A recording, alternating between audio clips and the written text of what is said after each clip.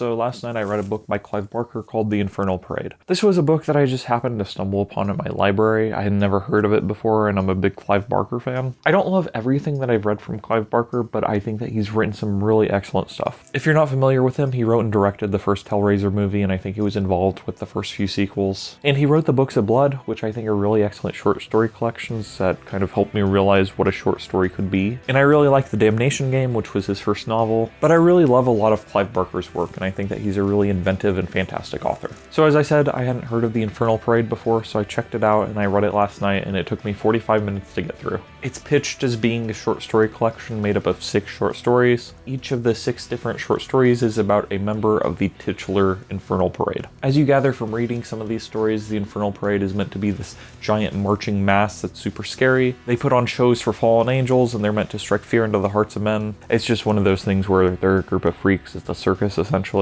And so the book is really small. It's only 80 pages, and then probably half of those pages are either blank or have illustrations covering them up. And Bobby Goldton did the cover, and he did the illustrations, and I know him from Godzilla comics, so that's cool. The first short story is about a murderer. His name is Tom. He gets hanged for his crimes. And then Tom is still alive whenever he's buried, but he's dug up from his grave. And then he's invited to join the Infernal Parade and to be its leader. And then the next story is about a woman named Mary, who was the lady that Tom killed. And so it's a story about their reunion, and they both acknowledge that they hate each other, but they're going to have to work together for the Infernal Parade. And then there's a story about a golem that a kid makes, and it kills his family and then kills the kid. There's a story about a guy who experiments on people and he turns them into freaks. The 5th story is about the dragon creature you see on the front. It's actually really excellent. The creature is called the Sabbaticus. Basically, the premise of the story is that you have these priests who worship a certain god, and all the people in this kingdom or whatever, they worship the same gods. But the priests' punishments for crimes are super harsh, like they just kill people and stuff, and so people don't like that. And so there's this gentleman who comes up with the entire idea of law and justice and mercy and order, and so he acts as a judge, so people start bringing their disputes to him. And so the priests catch wind of this, and so they pay off these assassins to start murdering children, and the priests blame these murders on the creature, the Sabbaticus. And so the priests tell the people that essentially if they change their ways and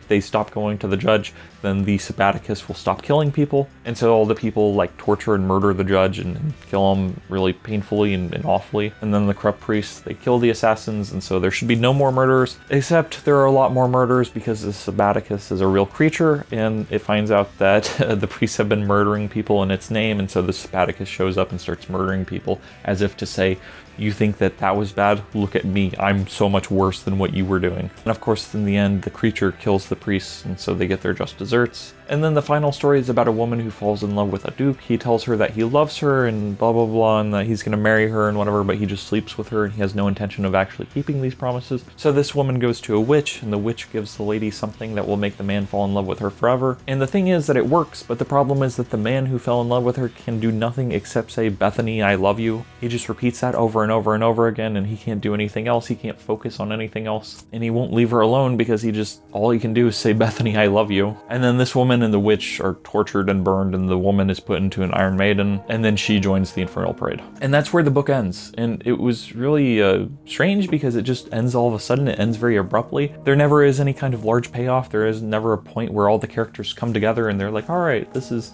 the Infernal Parade, we're putting on a show now. Because that's what you're told, is that the Infernal Parade is there to put on a show for fallen angels, and it's there to strike fear into the hearts of men, and it's meant to be this big scary experience and blah blah blah. But there's never a point where it all comes together, and so there really should have been a 7th short story that shows their act being performed or something like that. And so last night I was kind of frustrated by this, and I was like, well, some of the stories were really good, especially the last 2.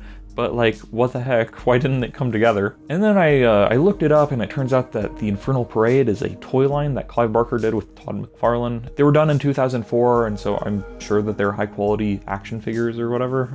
They look pretty cool. The designs are really awesome. Like, if there's one thing that Todd McFarlane can do really, really freaking well, it's design monsters. So I appreciate it. But I was really disappointed to learn that these short stories were originally paired with their respective action figures. And then it was years later, it was 2017, when each of the stories that were paired with the action figures were collected into a book and then sold as the Infernal Parade. And then my library bought a copy, and then I bought it, and blah blah blah. And that brings us to now. And so the reason I'm talking about this is because it's kind of frustrating, because you have some really cool ideas in this collection. I like the idea of a parade that's meant to put on shows, and it's meant to strike fear into the hearts of people, and it's meant to entertain fallen angels. I think there are some really cool ideas here. To my knowledge, there was nothing else about the Infernal Parade besides these figurines. And so I guess this is just really an instance where there was a lot of untapped potential that I think should have been tapped. The last 2 short stories in the collection, the Sabbaticus and then the Bethany Blood one, those are really, really good, I think. I think both of those are like classic Clive Barker. And so it's one of those things to where I really love some of the ideas in this collection,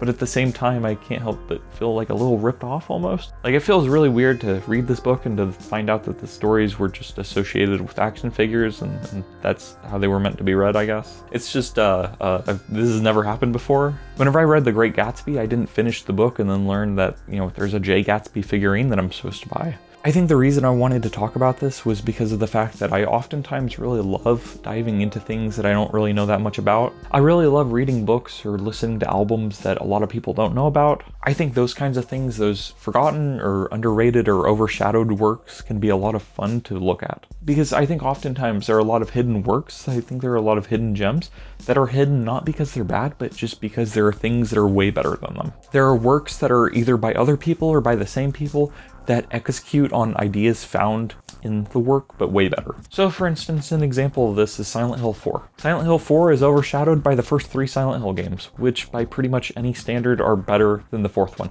But the 4th one has some really interesting ideas, so that's why I did a video on it. That's why the very first real video I did was about Silent Hill 4. And that's also the same reason why I decided to do a video on the Cure's self-titled album from like way back when, from almost 2 years ago. In both of these things, in both Silent Hill 4 and the Cure's self-titled record, there are some really interesting ideas. There are things that separate it from other works in the series or from other albums by the band. But at the same time, both of them suffer from issues and problems that lead to them being forgotten. And so I think this book is an example of that. I think the Infernal Parade, I like the setup of it. I like the idea of going in a bunch of different directions and trying to bring it all together. I like the idea of having a woman who joins the Infernal Parade because she just wanted love. I like the idea of having a giant dragon beast type creature.